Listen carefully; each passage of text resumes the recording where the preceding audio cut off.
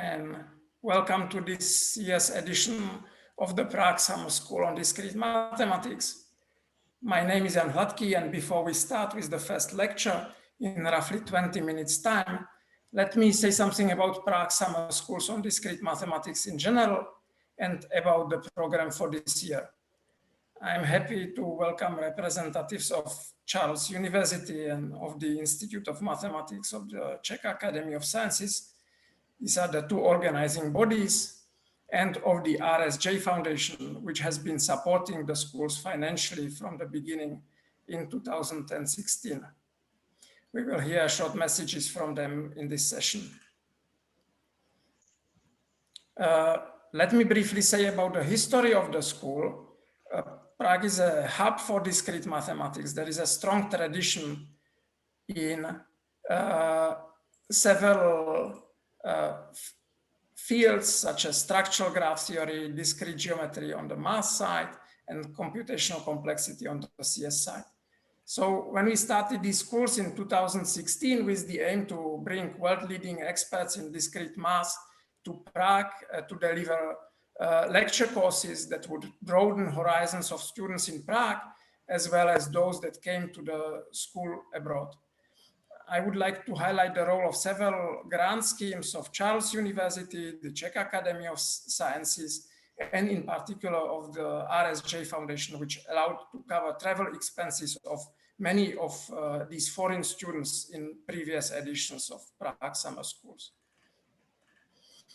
As you can see on this slide, the scientific board, which has been helping us with selecting great topics and great lecturers since the beginning, is really broad, and so are their suggestions.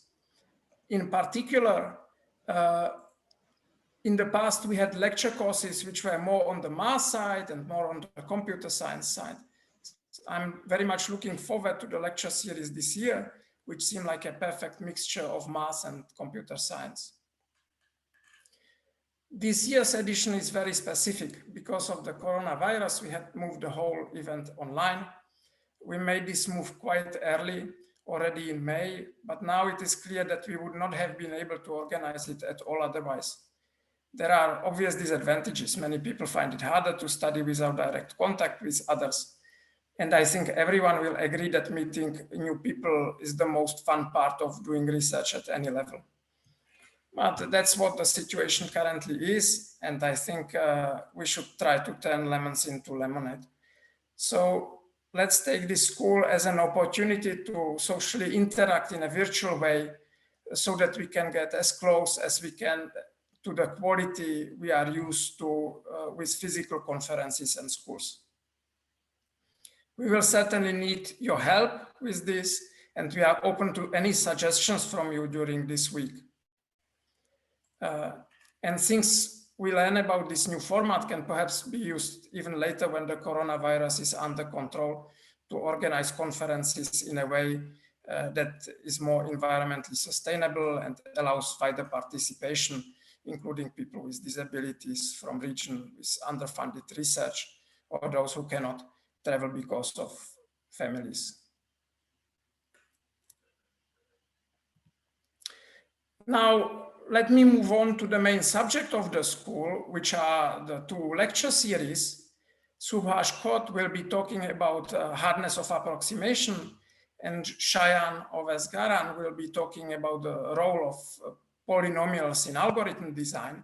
Both are truly wonderful topics, a combination of math and CS with some spectacular breakthroughs in the last decade or so. Subhash and Shayan are the world-leading experts in these fields and are behind many of these breakthroughs. So let me give a little bit more details about the lecturers and the lecturers. Subhash Khot is currently the Silver Professor of Computer Science at the Courant Institute at New York University. He grew up in India and obtained an undergraduate degree in computer science at the Indian Institute of Technology, Bombay in 1999. He then moved to Princeton and obtained a PhD in 2003 under the supervision of Sanjeev Arora. His many academic distinctions include Rolf Nevanlina Prize, MacArthur Fellowship, and he's a Fellow of the Royal Society.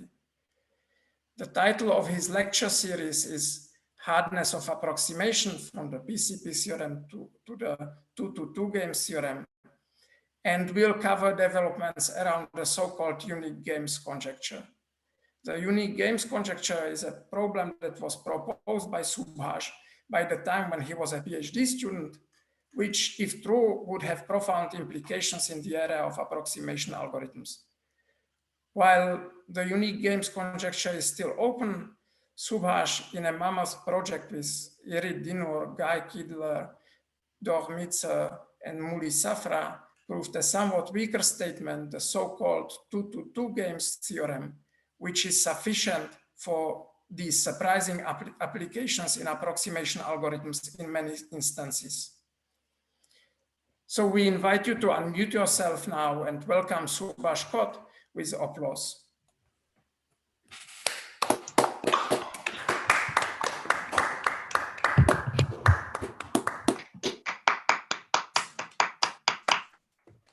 Let me move on to our second lecturer, Shayan Ovais Karan.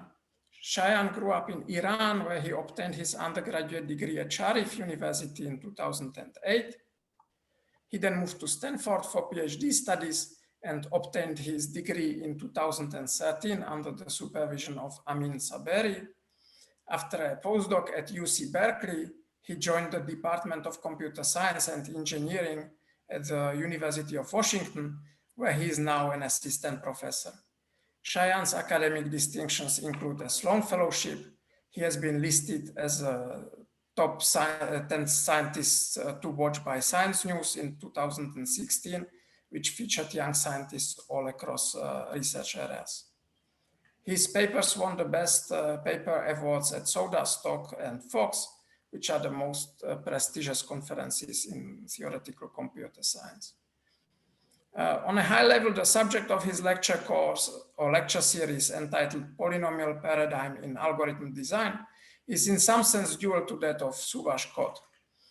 That is, while the point of the unique games conjecture is in showing non-existence of approximation algorithms in some situations, there has been a surprising progress on problems in computer science, including design of approximation algorithms using mathematical theory around multivariate polynomials. So while Shayan is most likely not here yet, I invite you to unmute yourself and thank him for delivering this lecture course with applause.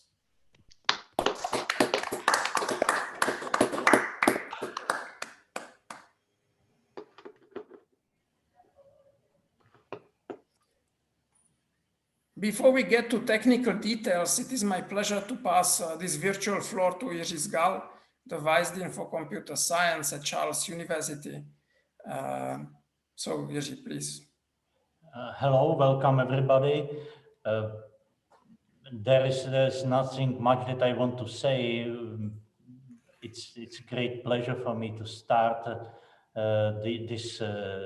this school, which is becoming a good tradition in Prague Computer Science and Discrete Mathematics School, which we can say at the third edition. Already at the first edition, it was clear that it will be a good edition, and it's as successful as we hoped for.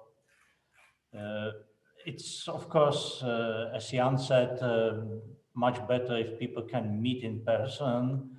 Until half a year ago, we would say that this is indispensable for summer schools and conferences, and it makes no sense to organize them without that. But during the last few months, we learned otherwise very quickly. I'm glad to see so many participants. Maybe Jan can confirm, I'm not sure, maybe there are even more participants than in other years, because remotely we can support more and more people are able to join. So I hope you will enjoy it. The set of speakers, the pair of speakers this year is truly remarkable. topics that I like very much, and I hope it will be a very nice event. Enjoy it, participate actively, and feel like if you are in Prague. Welcome. Thank you, Jiří. Now, I would like to pass the floor to Anton Tutin, who is the chairman of the administrative board of the RSJ Foundation, which has been supporting us since the beginning of this course in 2016.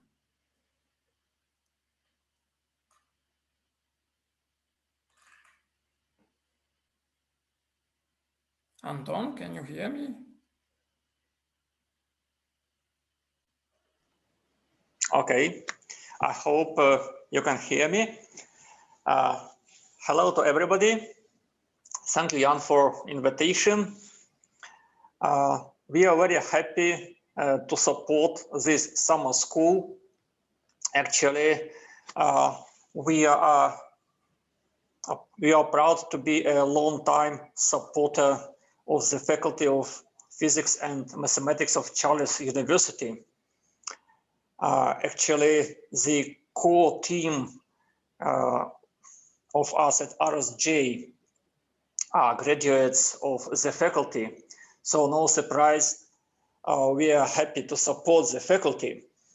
But at the same time, this school has a special place among our projects. This is because it was a kind of startup 4 years ago, and it was exciting to participate in that experiment. And now we are happy to observe that this experiment, this startup, has proven to be successful. We are really glad. And from the personal perspective, I would say that I think algorithms are a very exciting area. And actually, when I started learning to program, I mean computer programming, it was a kind of new scene at that time, and many students, many of my friends were excited about that, but not actually me. In fact, coding was not so exciting, but when I started to study discrete mathematics, I really discovered the beauty of algorithms for me personally. And actually, I began to appreciate the beauty of algorithms, the beauty of discrete mathematics, of course. I forgot to say that what our company is actually doing is algorithmic trading of financial derivatives. And I wouldn't exaggerate that mathematics is the driving force of our technology. And I'm not going to talk a lot today. Let me wish you, all the participants, to experience a lot of exciting moments, to find many interesting things during the conference. In short, enjoy. Thank you. Thank you, Anton. So I now got an email from Miro Rozložník, who is the deputy director of the Institute of Mathematics, that he had some troubles connecting. I believe that this will be resolved in a short while, and he will be able to say a few words. But before that, let me comment on technical aspects of the event and the program. All the information that you need, I believe, is on the website. There are currently roughly 70 registered participants. All of them got an email from me on August the 22nd, the subject is Prague Summer School on Discrete Mathematics Lectures and Exercise Classes. And in those, technical remarks. Zdeněk, could you please forward the connection information to Miro Rozložník? Sorry. In those emails, you have passcodes to Zoom lectures, and further, it says which group of exercises you have been assigned to and a postcode for that group. There are 3 groups. Group Americas, which will start in 6.5 hours. then each day from 8 o'clock UTC, so all the times are UTC, starting from tomorrow, there are 2 parallel groups for Africa, Asia, Australia, and Europe, so AAA EG1 and AAA EG2. The TAs for the exercise sessions are Dorna Abdolazimi and Kui Liu of the University of Washington, Cornelius Brandt and Zdeněk Dvořák of Charles University, and myself. So I would like to thank Dorna, Kui, and Cornelius in particular for offering their help. Again, there are 4 passcodes. One of them is for all 10 lectures, and there are separate passcodes for each of these 3 exercise class groups. The Zoom links are on the webpage. The lectures can be also watched on YouTube. So now you will find information again on our webpage. Let me quickly comment on the exercises. Both Subhash and Cheyenne put their exercises already on the webpage. They may be updated every now and then for typos, but essentially at this moment you should see exercises for the entire week.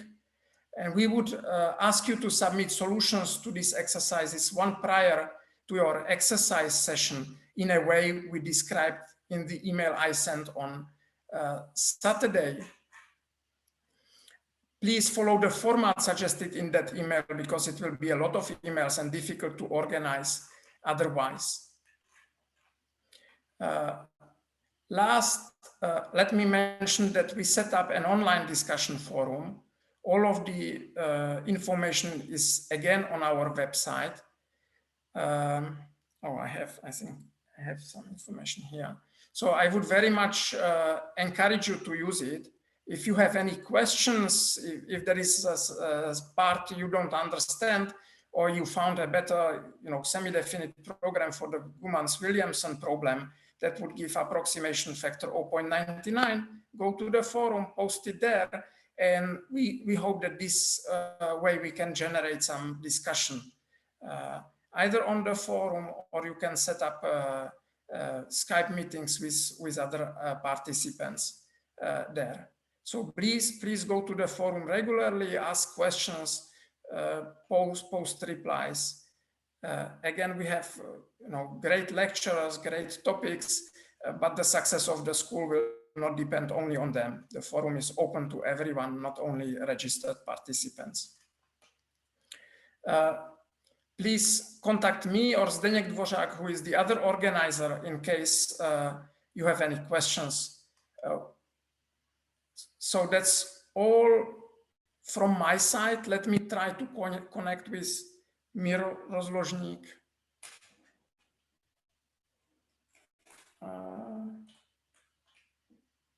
Okay, so he is not there at this moment, but I think it's time to start with the first lecture of Subhash Khot. So please stay with this Zoom link, and in a minute or two after Subhash sets up his slides, we can start. Okay. Okay, so should I start? Yes, I will stop sharing my screen and I think we can start now. Yes, so Subhash Khot and the first lecture on hardness of approximation, please.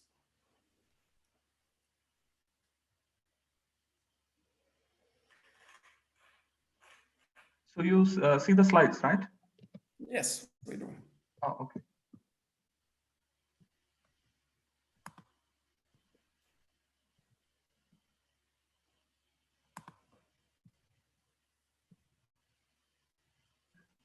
All right, so welcome everybody. Let me just quickly thank the organizers for this great event.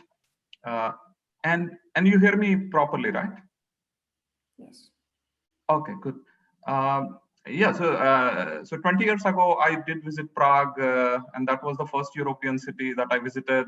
And ever since, it's my most favorite European city, and I was looking forward to visit again. Yeah, but then, So let me get started immediately.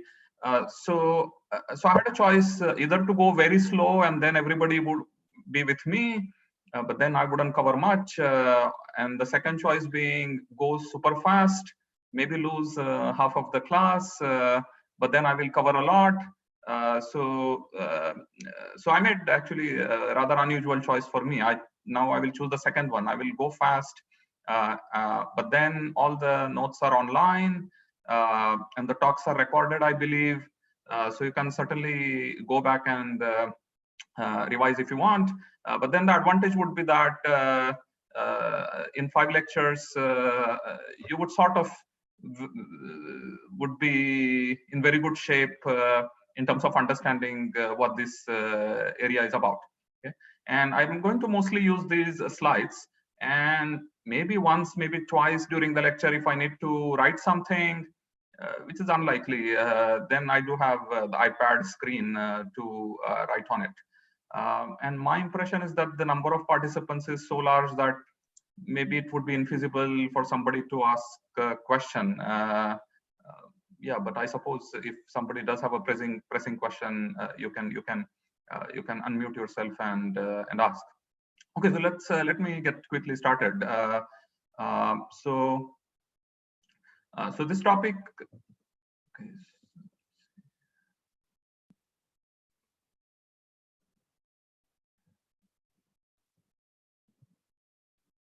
Yeah. Okay. All right. Yeah, so this topic is called hardness of approximation, and this is all about NP-hard problems, approximation algorithms for them, and more importantly, so-called hardness results. So quickly recall, if P is an NP-hard problem, then approximation algorithm is a polynomial time algorithm, which for every problem instance I, it outputs a solution A of I, which is guaranteed to be within factor alpha of the optimal solution opt of I. So if it's a maximization problem, think of alpha as less than 1, let's say half. So you will find a solution which is at least half as good. Or if it's a minimization problem, think of alpha as something larger than 1. So let's say 2, and you will find a solution which is at most twice the optimal. Generally, alpha could be a function of the input size. And here we will be interested more in the hardness results, showing that for some problems, even finding approximation within factor, say beta, remains hard or NP-hard problem. And ideally, what we would like is for most problems of interest, have an approximation algorithm with factor alpha, have a hardness result with factor beta, and alpha and beta, if they essentially match, then you have the complete answer for that problem. Okay. So here are some of the problems which are commonly studied and the approximation ratio for them. So problem called bin packing. This has what is called a PTAS, polynomial time approximation scheme, meaning 1 plus epsilon approximation for arbitrarily small constant epsilon. And epsilon will always be a constant which is arbitrarily small. Then that's one class of problems. Those have PTAS. Then the next class, which includes, let's say, 3-SAT vertex cover max cut, where we have a constant factor approximation. So let's say for 3-SAT, factor 7/8. Then there are problems like set cover, where we have approximation factors which is logarithmic or polylogarithmic. And then there are problems, one example being clique, for which we pretty much really can do nothing. So for example, if you want to find a clique of maximum size in a graph with n vertices, you can just pick one vertex and declare it to be a clique, and that already qualifies as n approximation, right? Because n is the size of the graph itself. You can do slightly better, but leave that aside. Yeah, so these are some of the problems to keep in mind. And then turns out, quite remarkably, so for 3-SAT, set cover, and clique, you can prove exactly matching hardness results. 7/8 plus epsilon, 1 minus epsilon times natural log of n, and n to the 1 minus epsilon. And these are by Hostad and Feige. For the most part, I will leave out the references. So my apologies for that. it just makes things a bit cumbersome. So here is a plan for this series. So in the first lecture, it's more introductory lecture describing what PCPs are, which is a tool to prove hardness results. And there is one interesting result called edge disjoint paths, which the hardness result can be proved without referring to the foundational result in this area called PCP theorem. Then the second lecture would be about one very well-known result on top of the PCP theorem called, it's really a result for 3-SAT, but it's more convenient to work with related problem called 3-LIN, linear equations mod 2. The third lecture will be about the Uni-Games conjecture, which is a conjecture proposed to answer some of the questions which we cannot answer otherwise. So in particular, for this vertex cover and max cut, we can prove optimal results, 2 minus epsilon, and this alpha sub GW is the Gomans-Williamson constant, alpha sub GW to epsilon, using the Uni-Games conjecture. So this result for max cut using UGC, that will be covered in the third lecture. And the last 2 lectures would be at least give some proof outline or some elements used in the proof of this so-called 2-to-2 games conjecture, which is a weaker form of the Uni-Games conjecture. In particular, it implies the following, that if I give you a graph with n vertices, I tell you that there is a clique of size n over 4, it's NP hard to find clique of size epsilon n. Okay, so here is a just quick note about how do we even prove hardness results. These are by what are known as gap reductions. I keep seeing something on my screen. I hope you guys don't see it. Okay. So the gap reductions, here is the general scheme. So suppose I came up with a reduction, polynomial time reduction, from NP-hard problems such as 3-SAT to a problem P, which maps instance phi to an instance I, with the property that depending on whether the formula phi is satisfiable or not, the optimum value of the instance I is either large or it's too small. Okay, so there is a gap between some h of n versus alpha times h of n for some gap function alpha. Okay, and then it's clear that this problem would be NP hard to approximate within factor alpha, because if you could approximate this problem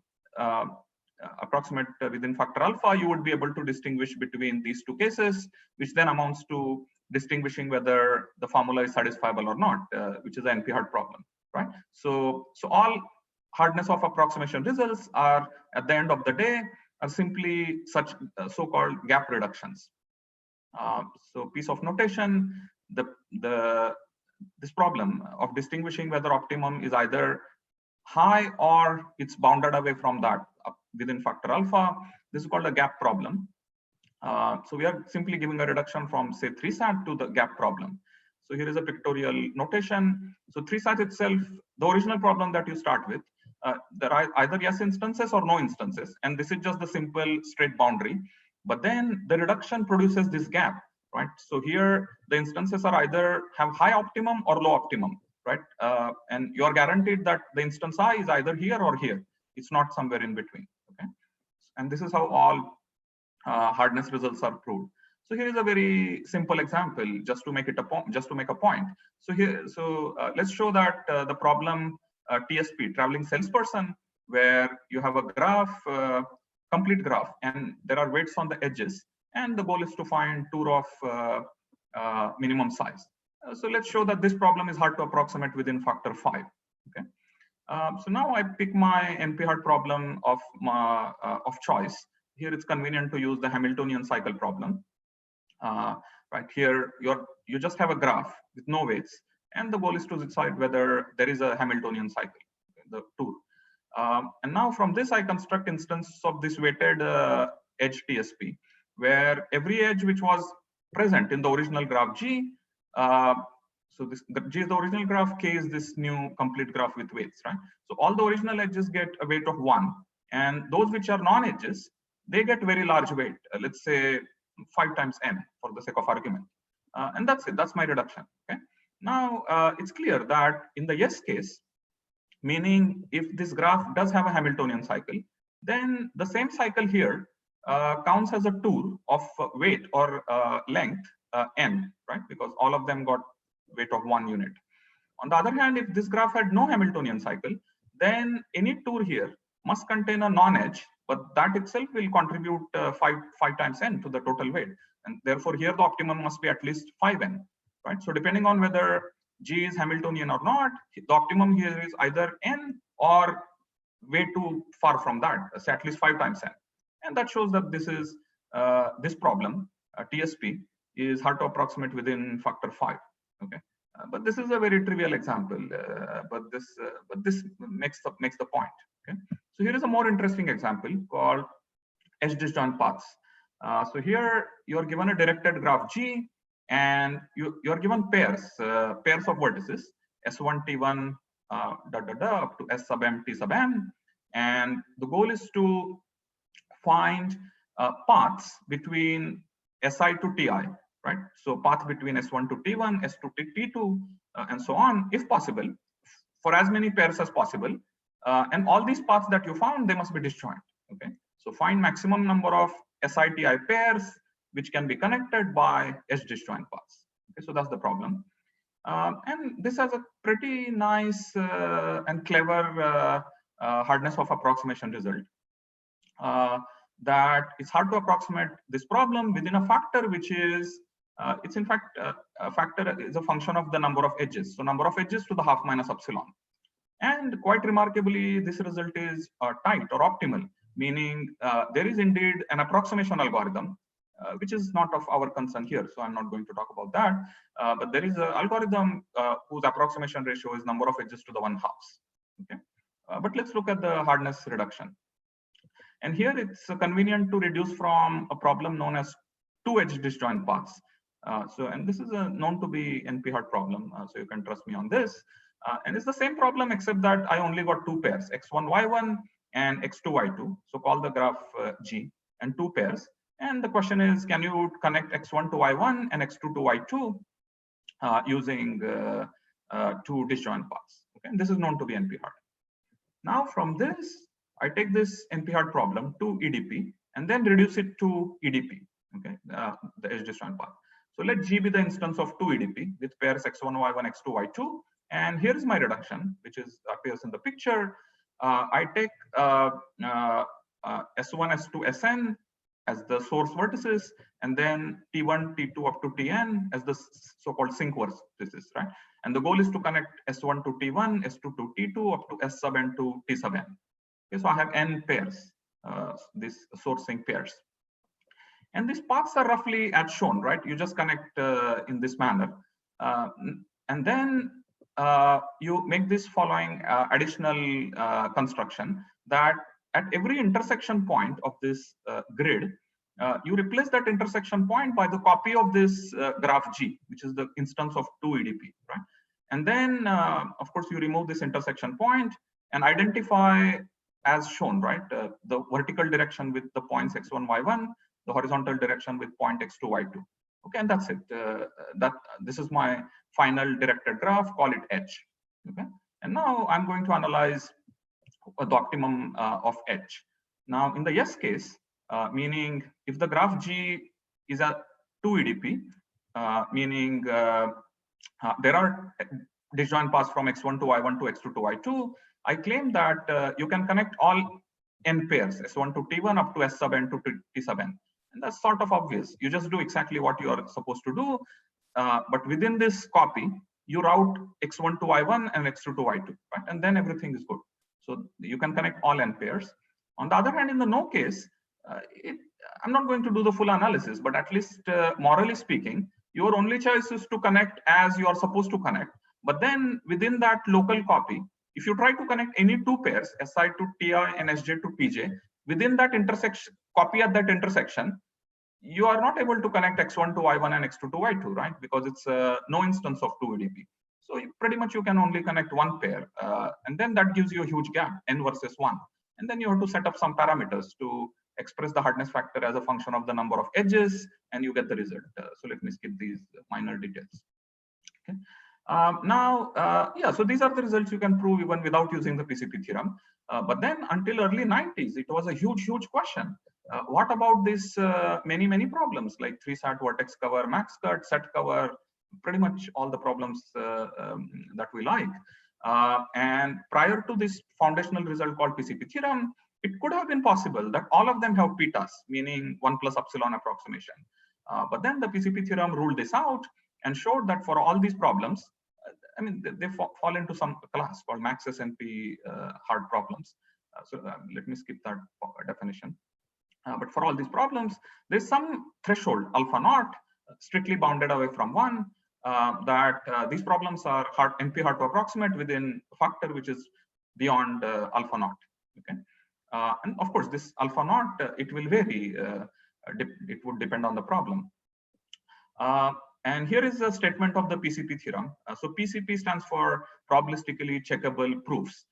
So I would explain that viewpoint in the next slide. But here is the PCP theorem stated purely as a combinatorial like a reduction statement. So what it says is the following, that there is a reduction from any NP complete problem, it's a 3-sat, from any NP hard problem like 3-sat to gap version of 3-sat. Okay, so recall that what is a gap version? Here you are given an instance which is either fully satisfiable, meaning there is an assignment which satisfies all clauses, or the optimum is 1, versus it's at most alpha naught satisfiable, meaning no assignment satisfies more than alpha naught fraction of the clauses. So here alpha naught is a constant. So think of it as 0.99. It's a constant which is strictly bounded away from 1. Okay. And that's the theorem, that there is this magical reduction. Right. Of course, I'm not telling you what this reduction is, but there is such a reduction, and it's concrete explicit reduction, though quite complicated, which reduces 3-sat to gap 3-sat. So more precisely, you can take an instance phi of 3-sat. From this, you can construct in polynomial time instance psi of the same problem. It's again 3-sat, but then you have the property that if phi is satisfiable, so is psi. Okay, if phi has satisfying assignment, psi also has satisfying assignment. The optimum is 1. On the other hand, if phi is not satisfiable, then actually psi is highly unsatisfiable. Okay, meaning the optimum is at most alpha naught. So no assignment satisfies even more than alpha naught fraction of the clauses. Right. So any assignment has to fail on constant fraction of the clauses. Let's say 1% of the clauses. Okay, as opposed to phi, which could have assignment which satisfies all clauses except 1. Okay. On the other hand, psi, every assignment has to fail on 1% of the clauses. Okay, so psi is much more a robust formula, so to speak. Okay, and here is again the pictorial representation of what the gap reduction is.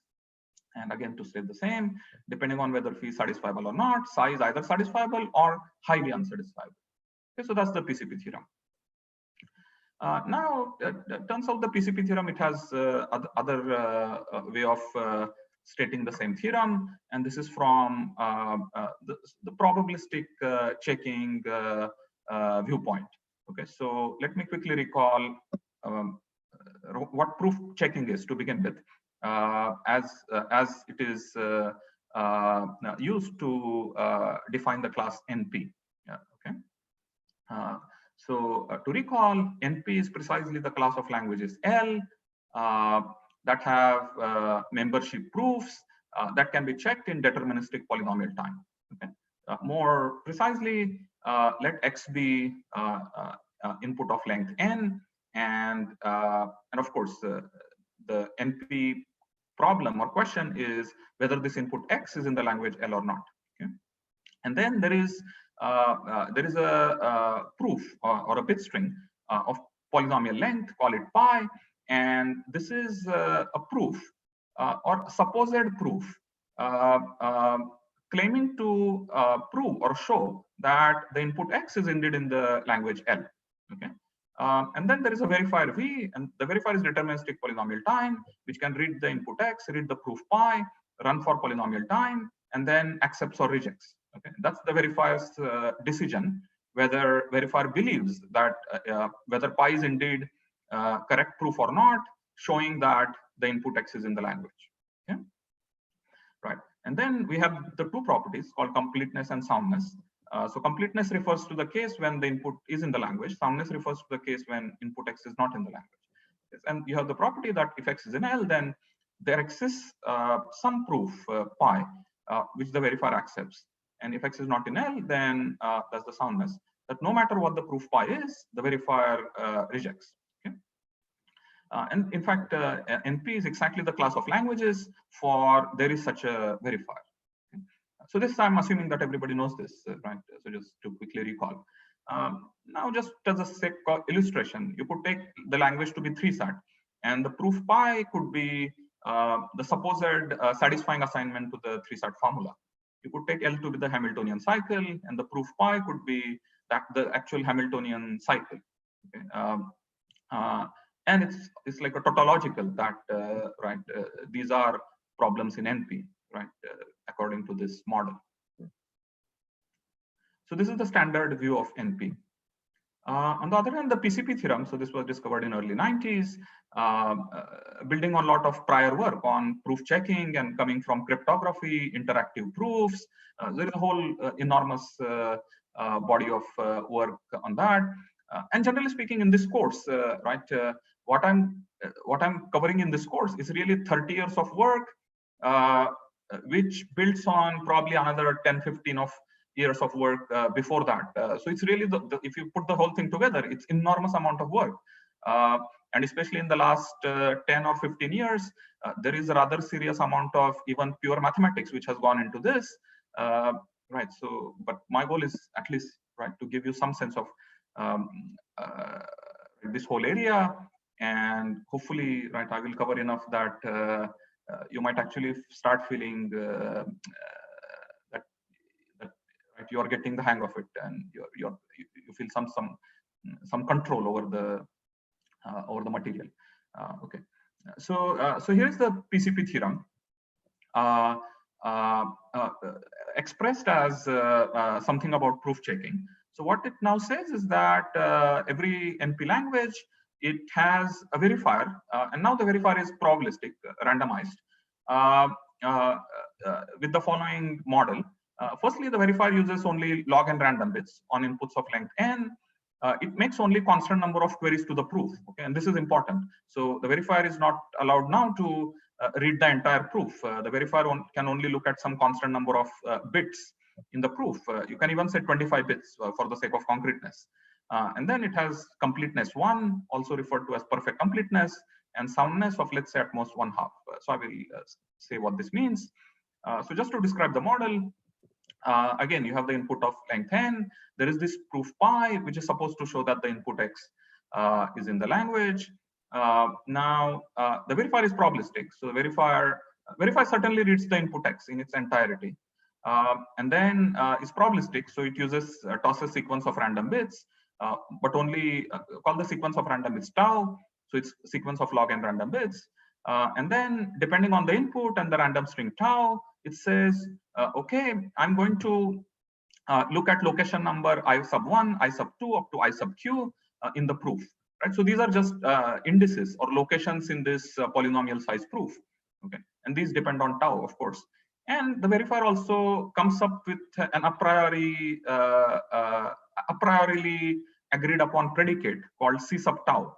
And this is, think of this as just a function from qubits to decision, accept or reject. So the verifier is saying that, look, I'm now going to look at what's actually there at these q locations, and I will read those bits, right? That will give me a bit string of length q. I will apply the predicate c sub tau on that bit string, right, to answer to my queries. And then depending on that, I'm going to accept or reject. Okay. So, and this was already defined, predefined. Okay. Yeah. And now at this point, the verifier actually goes and looks into the proof. So you get a bit string of length q, apply the predicate, and accept or reject. Okay. So that's the model. And I'm hoping that, you know, this all it was already I had recommended as homework 0. That I hope you already read these notes, and you are more comfortable than just hearing about this for the first time. Okay, so that's the model. And then we have the following completeness and soundness properties, that if the input X is in the language, then as one would naturally expect, that there is a correct proof pi. Okay, but now for every proof pi, there is no single decision, right? Accept or reject. The decision could depend on the length of the choice of the randomness. So over the choice of the randomness, you have probability that the proof is accepted, right? So, so here the statement would be that there is a proof pi which the verifier accepts with probability 1. Okay. On the other hand, if the input X is not in the language, then no matter what the proof is, the verifier accepts with probability at most 1/2. 1/2 is just some constant bounded away from 1. Okay, so that's the PCP theorem, that every language in NP has such a proof system with log n random bits and constant number of queries. Okay, that's the PCP theorem as a statement about proof checking. Okay, now it's a difficult theorem, so I won't be able to give a proof, of course. But just to give a hint of what the proof involves, so let's take the language to be 3-sat, and the formula instance would be a 3-sat formula phi. Now, in the standard NP sense, we know that what's the standard NP proof for 3-sat is the supposed assignment, supposed satisfying assignment to the formula phi. So let's call that assignment sigma, whatever that is. And in this business of PCPs and hardness results, right? I always keep saying supposed, right? Because it's supposed to be a satisfying assignment, which in the yes case or in the completeness case would be the satisfying assignment, whereas in the no case and or the soundness case, the adversary could try to cheat by giving you some arbitrary, of course, non-satisfying assignment, right? And it's your job as a verifier to verify or check, right, that it is indeed satisfying assignment, right? So all this, whatever I said, it's typically captured in this single word, supposed. Okay, so that's why I keep saying supposed. Right. So that's the standard NP proof, the supposed assignment, satisfying assignment sigma to the given instance. And as it turns out, the PCP proof, right? It's the PCP theorem. It's a construction, right? It builds this new proof pi, and the new proof pi turns out to be encoding of this assignment sigma via an error correcting code. Okay, and it's a polynomial size encoding. It maps a bit string of length n to a bit string of length polynomial in n. However, this is not one-step straightforward encoding just by using some standard code such as Reed-Solomon code or whatever. Okay, you have to use 3 or 4 different types of codes, one inside the other, and then develop checking procedures of all many different kinds. Right. So it's not easy business, but at the end of the day, at the highest of the levels, it is just an encoding scheme. Okay. Right. So far what we did was I did say what this PCP theorem is, and I described 2 versions of the theorem, version 1 and version 2. And I will quickly recall the 2 versions. The version 1 was just as a statement about reductions, right? That this is the first version of the PCP theorem, purely as a combinatorial reduction. This is the reduction viewpoint, that there is a polynomial time reduction from NP complete language L to gap 3-sat with, let's say, gap of 1 versus alpha naught. Okay, right, meaning you can map input X to formula of psi, such that depending on whether X is in the language or not, psi is either fully satisfiable or at most alpha naught satisfiable. Okay, so that's version 1. And the version 2 is for any language in NP, you have this probabilistic verifier, right, within the model that we described, right? Randomness tau, accept, reject, and depending on whether X is in L or not, there is either a proof which is accepted with probability 1, or no proof is accepted with probability at most half. Now, if I want you to learn really one thing from this lecture, is to completely clearly see in your mind that these 2 statements, that the PCP theorem version 1 and version 2, they are equivalent to each other. Okay.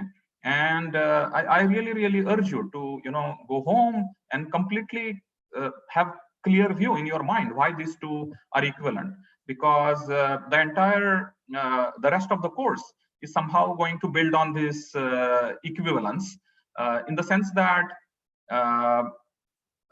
if you look at the PCP literature, then the literature is written as if these 2 are the versions are the same, and it just keeps going back and forth in terms of the language, how it is expressed, right? You just keep going back and forth even without explicitly saying so, right? So the whole literature is written as if these two versions are the same, right?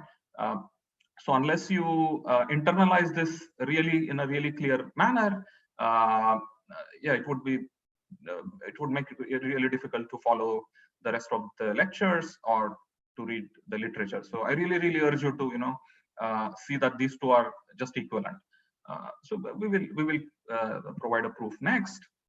So let's first prove that the version number 1 implies the version number 2, meaning if there is such a reduction from NP hard language L to gap 3 sat 1 comma alpha naught, then I can build such a verifier for the same language L.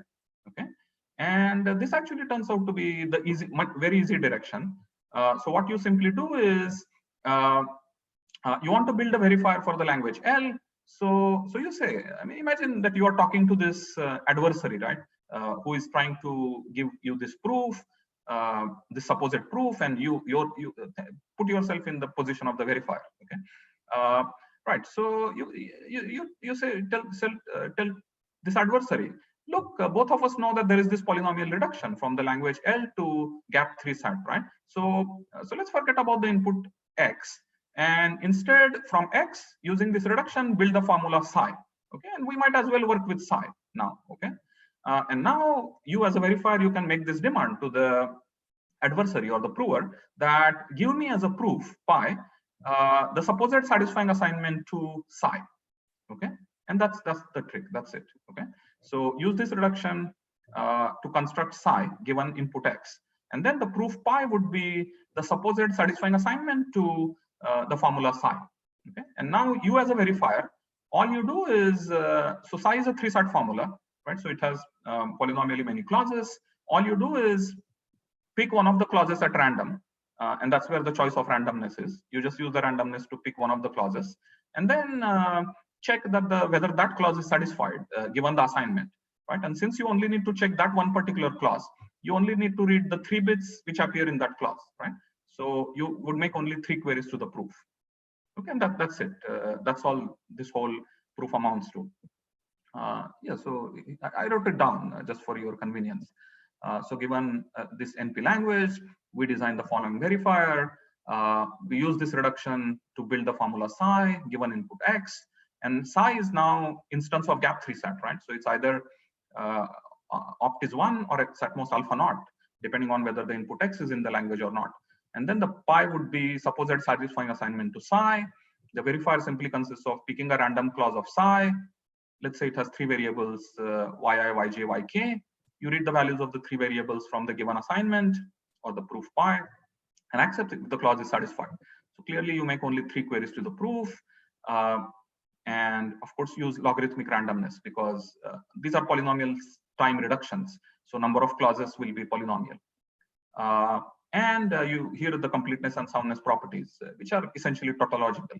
That if X is in the language L, we know by the property of the reduction that the opt of psi is 1, meaning there is an assignment pi which satisfies all the clauses of psi. And then therefore the verifier accepts with probability 1 because all it does is it picks a random clause and checks that the clause is satisfied. On the other hand, if the X is not in the language L, then opt is at most alpha naught, meaning no matter what the proof or the assignment pi is, it satisfies only at most alpha naught fraction of the clauses. And therefore the verifier accepts with probability at most alpha naught. Okay, and that's it. This gives you a PCP with perfect completeness of 1. Now the soundness is alpha naught, which is some constant bounded away from 1. If you insist on the soundness probability to be half, you can just run this verifier independently, some constantly many times, and reduce this alpha naught to 1. Right? So this is the standard error amplification technique. So let's leave that aside. So this is the easy direction of the proof. The more somewhat slightly interesting direction is, I mean, it is interesting, but it's a slightly more difficult direction, is the other way around, that if we have such a verifier for NP, then we can design such a reduction.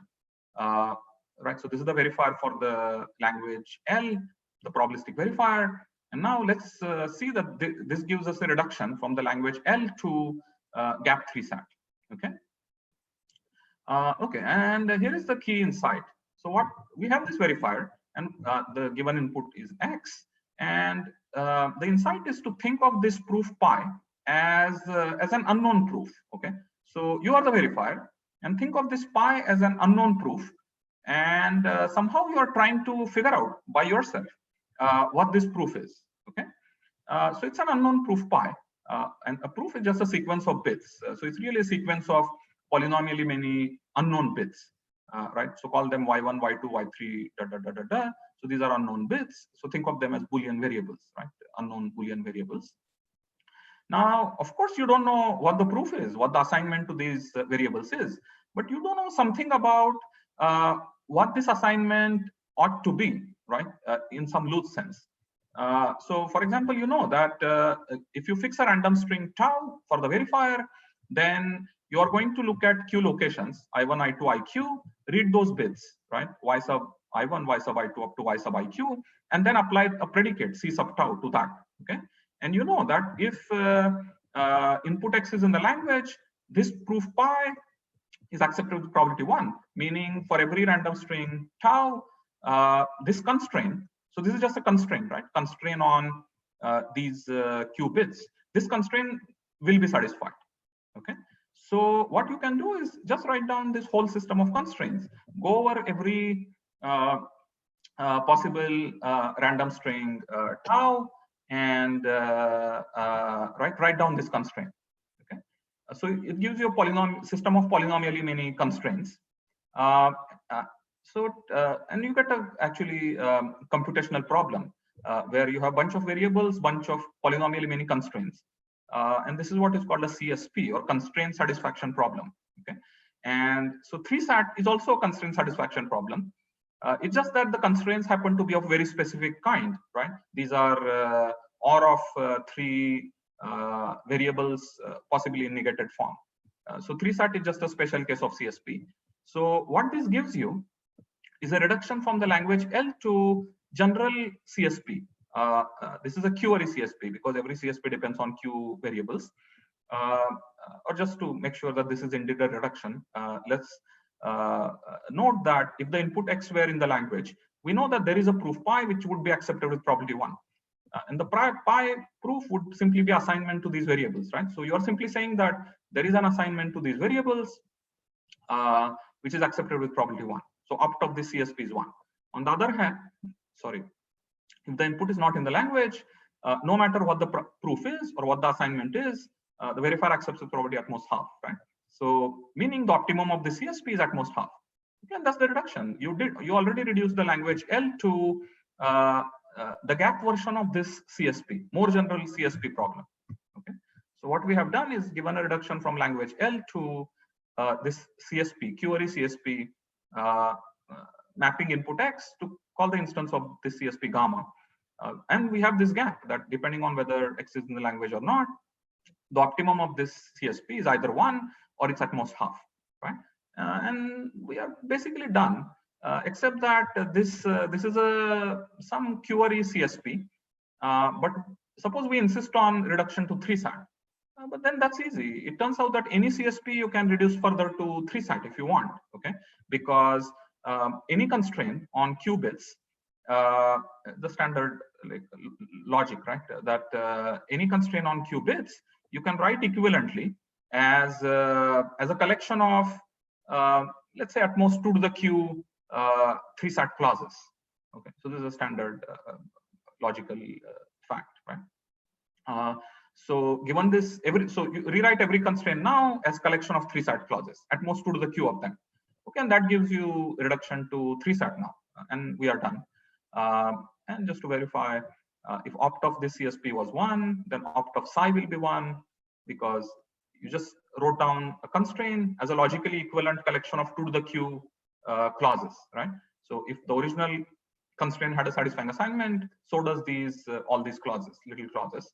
On the other hand, if the opt of gamma is at most half, then any assignment to the variables will fail on half of the constraints. And then on every constraint that it fails, it will have to fail on at least 1 out of 2 to the Q equivalent 3SAT clauses, right? And therefore, opt of psi will be at most, let's say 1 minus 1 over 2 to the Q. But as long as Q is a constant, this is still a constant bounded away from 1. And that gives us a reduction from L to gap 3 sat, where the gap is 1 versus some constant bounded away from 1. Okay, and that's it. This shows the reduction. And in particular, it shows that these two versions of PCP theorem, they are equivalent to each other. And again, I mean, again, to be overbearing, I really want you to just completely internalize that these two versions are equivalent. Okay, so that for the next of the course, I could just keep switching between the two versions as I speak without even noting this down every time. Okay, so that was this lecture L0, and all these lectures are already online, right? So how much time do we have? It seems we still have 45 minutes. I would even say 50 minutes because, 15 minutes, maybe even 20 minutes because we started a bit late. So let me just take a quick feedback, in the sense that I'm always worried whether I'm going too fast. So if maybe at least a couple of you could give some feedback, that would be nice. I mean, whether I'm too fast. As I said, my goal is to be a little faster, but I don't want to be, completely incomprehensible. So should I continue at this pace?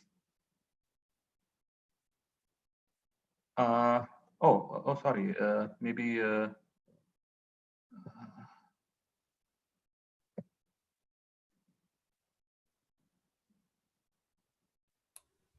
So sorry, I'm a bit not comfortable with looking at these results of the chart and this and that. If maybe 3 or 4 of you could just unmute yourself and just tell me in person, right, by speaking. So that the chat overwhelmingly says that people are okay with the pace. Okay, very good. So okay, very good. So that's all I wanted to hear. So I will just continue at this pace. But of course, this is introductory material. But things are going to get a bit technically harder. Yeah, right. So let me continue with the next lecture, which I was planning to start next time, but let's start anyways. Okay. So as we said, you could have proved certain hardness results without even using the PCP theorem, right? And we did see this one interesting example of edge disjoint paths. But then even I don't really know any other, even a second interesting example. And for every interesting problem that I know, all the hardness result, they have to build on top of the PCP theorem. So the PCP theorem is really the foundational result. You can call it, the mother of all hardness result, because everything builds on that. And one way to view it is what the PCP theorem will give you. Let's say even restricting to 3 sat, it will give you a gap of 1 versus some constant bounded away from 1. Let's say 0.99. Okay, so that's a weak gap, right? But it's something to start with. Okay, but then it turns out you can build on top of it and amplify that gap. And for 3 sat, you can prove the optimal hardness result, 1 versus let's 7x plus epsilon. Okay. And this is quite, I mean, this is really extraordinary, I have to say, right? Right, and then we'll see how to do this in this now, the second lecture, which is right, really famous result of Hastad, called Hastad's 3-bit PCP. And so I can never, resist this analogy with what this. I suddenly blanked out on this Archimedes, I believe, right?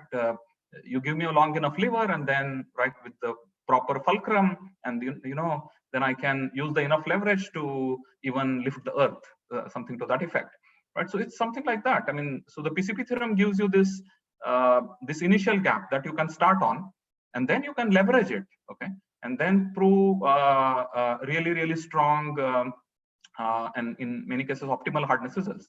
Okay, so here is the next one, effectively the second lecture of the series, which is the Hastad's 3-bit PCP. So this result is as follows, that NP has PCPs, of course, using log and random bits, and of very specific nature, that it makes exactly 3 queries, and the predicate of the PCP is linear, meaning the verifier reads 3 bits and then accepts if the XOR of the 3 bits is 0, or if the XOR of the 3 bits is 1. Right? The verifier decides beforehand whether it wishes the XOR to be 0 or 1. Okay, and this is over GF2. And then you have the completeness versus soundness. The completeness probability is at least 1 minus epsilon, and the soundness probability is at most half plus epsilon for epsilon arbitrarily small constant. Okay, and this is a PCP, and if you if you just translate it as a hardness of approximation result, right, using this equivalence that I keep insisting on, then it amounts to the following result: that given us this 3-lin instance, 3-lin is the following problem. You have a bunch of Boolean variables, and you have a system of linear equations over these variables, where each equation has exactly 3 variables. And then, of course, the equation is either that the XOR of the 3 variables is 0 or it's 1. Okay?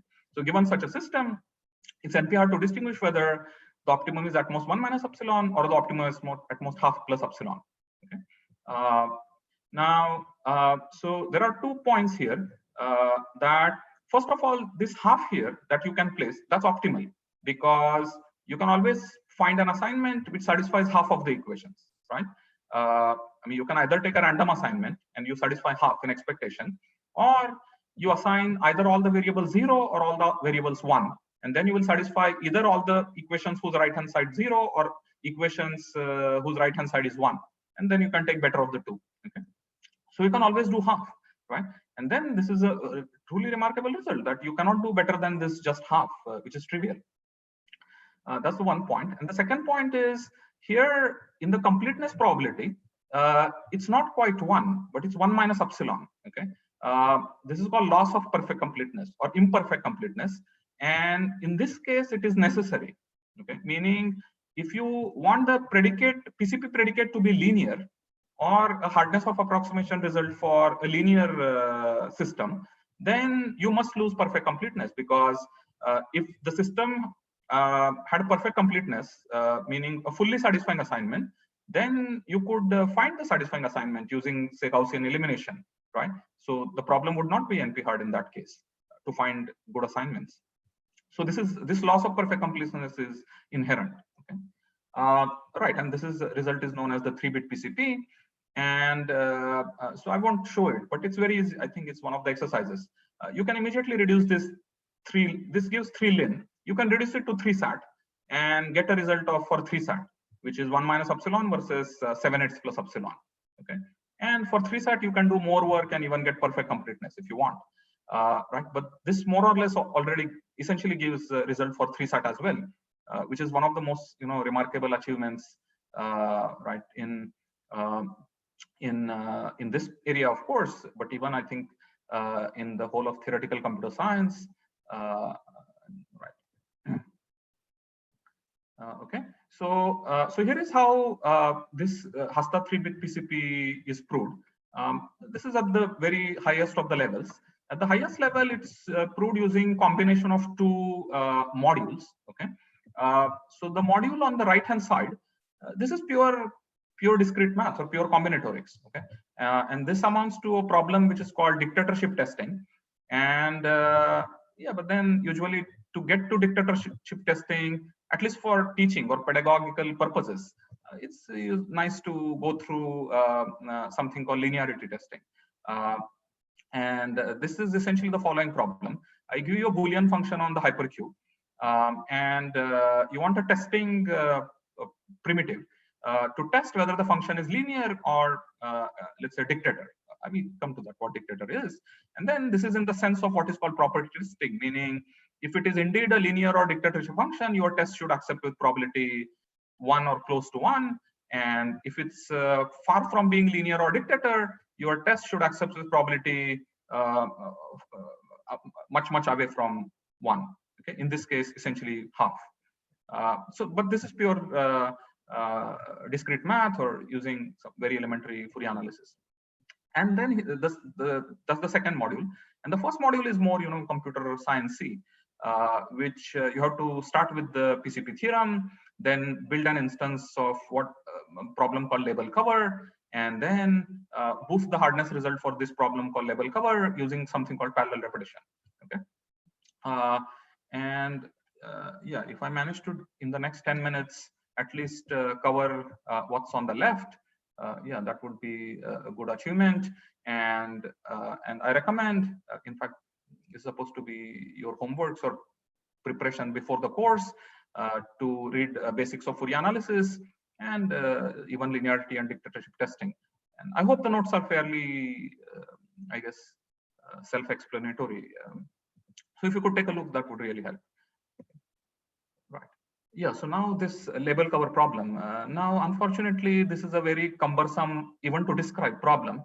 So even describing this problem, I'm usually in danger of losing half of the audience, but unfortunately, there is no way around it. So let me do it. So this is really a labeling problem. You can also think of this as a constraint satisfaction problem. It's really a constraint satisfaction problem. So here is the precise formulation. First of all, you have underlying bipartite graph G, which has two sets of vertices V and W, left and right, set of edges E. Right, so that's the bipartite graph. And so think of these vertices as the variables. Okay, and it's a labeling problem, or it's a constraint satisfaction problem. So the goal is simply to assign the variables, or the vertices in this case, labels, right? Except that when we think of, let's say, 3-SAT, the labels are Boolean, right? It's a Boolean CSP. But here the labels can come from a large alphabet, but still of constant size, okay? And to make matters a bit ugly, there is a different alphabet for the left-hand side and for the right-hand side, okay? So for the left-hand side, the set of labels or the alphabet is denoted as capital N. You can think of these as integers from 1 to 3 up to capital N. And this capital N and capital M, these are thought of as constants. Okay, let's say 117 and 257, right, if you want. So the vertices on the left-hand side, they are supposed to be assigned labels from 1 through capital N. The vertices on the right-hand side, they are supposed to be assigned labels from 1 through capital M. Okay, so that describes the variables and what the labels are supposed to be. And then the edges, they define the constraints. So fix an edge from little v, little w. And the constraint on that edge is defined by this so-called projection map, pi.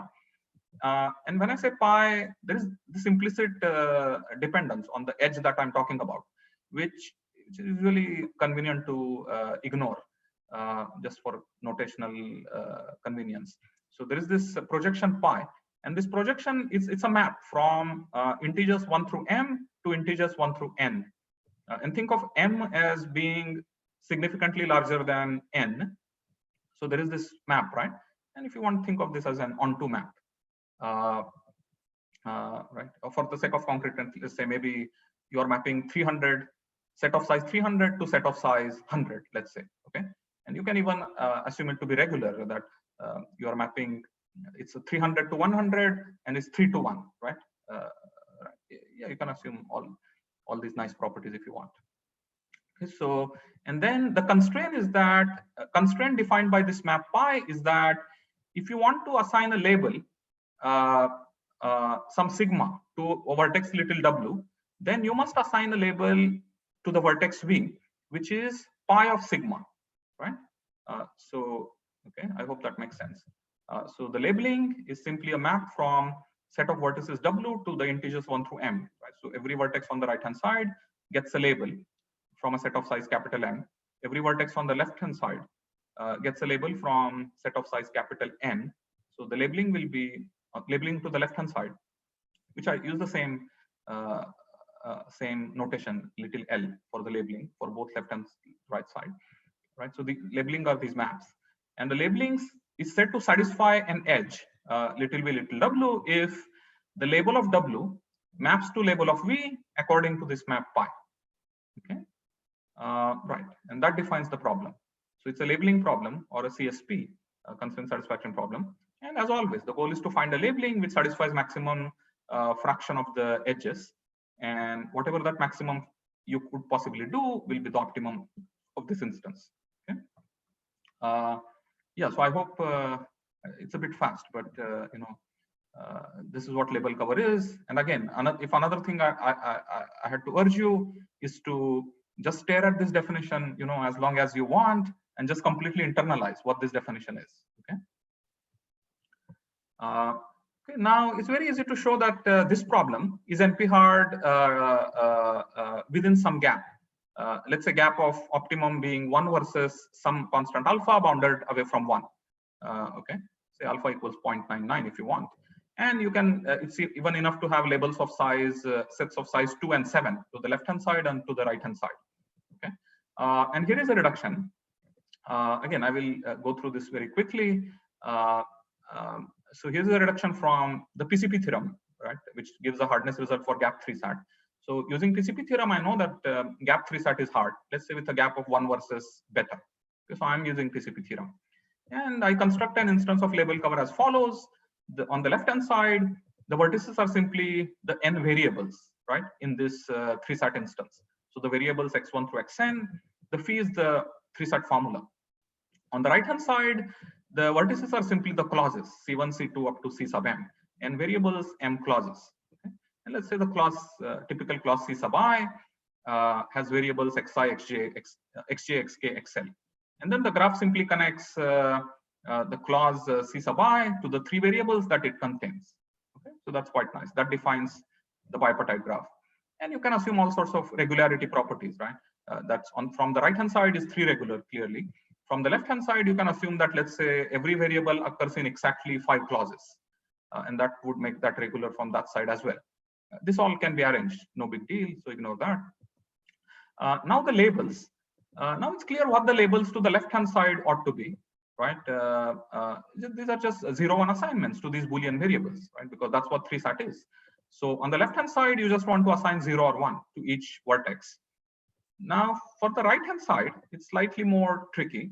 So what I do is for each clause, I know that a clause is OR of 3 literals. So there are 7 satisfying assignments to the clause.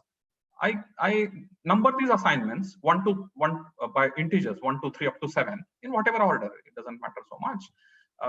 And then the label to that clause is supposed to be 1 out of those 7 integers, which are really assignments. So let's call them assignments. Right. So the labels to clauses are simply the 7 satisfying assignments to each clause. So that defines what the label are intended to be. Okay, again, supposed labeling, to use the phrase. Now, what are these maps pi? The map pi simply, if you have an assignment to the clause, right, it's an assignment to the whole clause. So it's an assignment to all 3 variables that occurs in the clause. So it automatically determines what the assignment 0 or 1 should be to one variable that appears in that clause. Let's say variable x sub j. Okay, and that defines the constraint or projection between the clause ci and the variable x sub j. Right. So it's just looking at the first bit of the assignment. Right. That's it. So that defines the projection maps pi. Okay. I hope that's clear. Right. So you are simply checking the consistency between the right-hand side and the left-hand side, right? Because it's a 3 sat problem. So what the assignments that you assign to the variables, they should imply automatically what the assignment should be to the clauses. Okay. But now we separated to the 2 sides and allowed different separate assignments to left and right. But then I need to go and check that they are consistent, right? So all I'm doing is checking consistency. Now it's clear that if the opt of phi is 1, if there was a satisfying assignment to phi, then opt of this label cover instance is also 1, right? Just take satisfying assignment to the left hand side. That is also assigned. It also gives the assignment to clauses, and they are all satisfied. So everything is good, right? So the opt is 1. On the other hand, it's morally it's completely clear that if the opt of the 3 sat was at most beta, right, which is less than 1, then the opt of this label cover instance should also be strictly bounded away from 1, call it alpha. And there is a precise dependence here of alpha on beta, which is less important. Okay. And the argument simply is that take any labeling to this label cover. Now, labeling to the left-hand side already defines an assignment to the 3sat instance. Now that fails on at least 1 minus beta fraction of the clauses, right? And on every clause that that assignment failed on, what you assign to that clause has to be inconsistent with one of the 3 variables that appear in it, right? So you have to mess up 1 out of 3 edges on that failed clause, right? So you have to mess up on 1 minus beta over 3 fraction of the edges of the label cover, right? So that's why you get this dependence. And as long as beta is strictly away from 1, so is alpha. And that's the reduction, right? Showing that this label cover problem is indeed NP hard with a gap of 1 versus say 0.99. Okay. So yeah, so I will recall this next time. But let me just recommend that you look at this construction beforehand, which is the next 2 pages, this page, and this page. Okay, these 2 pages. So what turns out to be the case is that this label cover problem, it has so-called gap amplification property, meaning you can take an instance L and construct a new instance L to the K. It's a product construction, so it's a product instance. And it's a very difficult theorem, but it happens to be a true theorem of Ran-Raz, that this product construction, it actually boosts or amplifies the gap. So if the original instance had a gap of, let's say, 1 versus 0.99, which we already showed is NP hard, then the gap is boosted to 1 versus some alpha twiddle, which is still less than 1, maybe 0.999, but to the exponent k, right? And then you can use as large k is the number of times you take the product. You can take k as large as you want and make this alpha twiddle to the k as small as you want, okay? Giving you the following theorem, that given a label cover instance, is NP hard to distinguish whether the optimum is 1 or is at most epsilon for arbitrarily small constant epsilon, okay? This statement holds. And the number of labels, which is n and m, they stay constant, right? So the point is, if you look at this specific construction, then the number of labels was 2 and 7 to begin with. If you do k-wise repetition, parallel repetition, the number of labels will become 2 to the k and 7 to the k. But as long as I take k as a constant, these stay as constants, okay? And so this is the result which you really want to focus on and internalize, that what is label cover, and the fact that label cover is very hard to approximate. It has a gap of 1 versus epsilon for arbitrarily small constant epsilon. Okay, so I can stop here. Right. Okay, so thank you, Subhash, for a wonderful lecture. We will continue with Cheyenne's lecture in 20 minutes time on another, so please use the same passcode, but a different Zoom link. So, by the way, I think we were quite lucky with this lecture. Zoom is currently experiencing big technical problems. So, for example, my wife is organizing a seminar which started 20 minutes after our lecture and they had to postpone it. So I was watching, I checked the Zoom webpage and they say that they are working in 20 minutes time. We all will be able to connect. And so this, just to recall the lecture notes you went or you were going through, they are all available on the website. So these are this L1. Yeah, and let me say that the more you read through the lecture notes beforehand, the better it would be. Yeah. And please don't forget, we will have exercise classes later today for the group Americas. So please do connect for those. We understand that the gap between the lectures and the exercise classes is not so big. So that may be another reason why you may want to look into the exercises and the material Subhash provided beforehand. And of course, if you don't have all the problems solved by the exercise classes, that's no problem, and you can submit your solutions or your attempts for solutions at any moment. So we encourage, I mean, we had to squeeze the whole event into 1 week, but that doesn't mean that you can't look into the problems even after that. Yeah, so thanks a lot. Right. Bye-bye. So see you tomorrow. Bye-bye. Thanks. Okay, and let me stop the meeting now. And again, all the material, if you want to look at some parts again, it all should be on YouTube. So you will be able to go through that material or through the video at any moment in the future. So thanks, and see you in 20 minutes time.